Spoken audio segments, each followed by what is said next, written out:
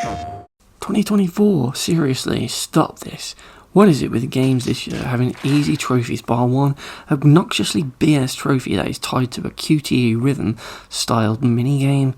First I played Wanted Dead with its Random World Legend trophy, then I almost broke my TV trying to unlock the Learn Fly trophy on the Crane Kick minigame in Karate Kid Street Rumble, and now, after all that suffering, Ratchet and Clank with their normally easy platinums are getting in on the nightmare, with the Laser Focus trophy in Secret Agent Clank. Honestly, if there's one trophy in Secret Agent Clank that reeks of Bull's brown sauce, then it's definitely the Laser Focus trophy for beating this overly drawn out and awkward rhythm minigame as Clank without missing a single button press. It's actually tied to the skill point in the game, but the skill point trophy itself doesn't require you to earn them all, just about 20 of the 60 odd that are in the game.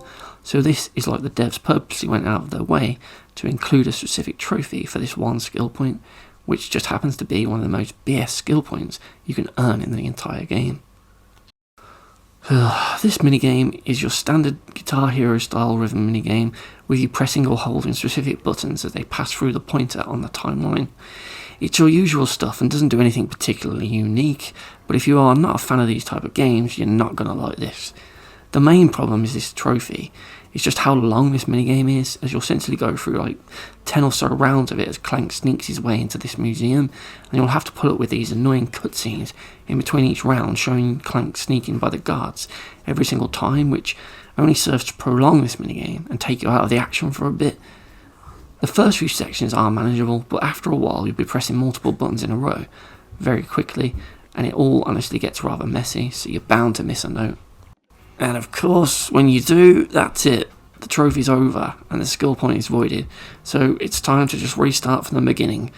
Well, not exactly, as thankfully this is a PSP classic game on the PlayStation 4 and 5, so it has the rewind feature built into its emulator. Yet even with this feature allowing me to undo any mistakes I've made and make backup saves in between each round of the minigame, it was still really challenging and frustrating.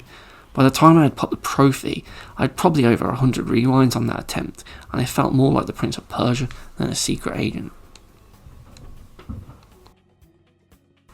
It was especially troublesome in the later rounds when there's a bunch of notes coming at you quickly and you've got to press 3 different face buttons back to back. It's easy to get overwhelmed in these sections and end up pressing the wrong button out of pure panic or missing the timing of the press entirely, and the rewind feature isn't always perfect either here, as you can only move back in chunks of time.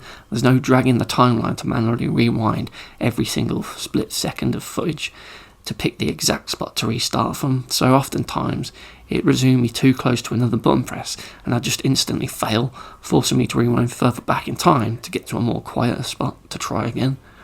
I think there's also some sections where you need to hold the buttons down, and those were also a pain, especially as it's hard to know if you did it right or not as the next note to press quickly approaches, and honestly, it overall just sucks. This game has way too many QT and rhythm minigame sections for my liking, and this skill point is just a pain to unlock for this single trophy.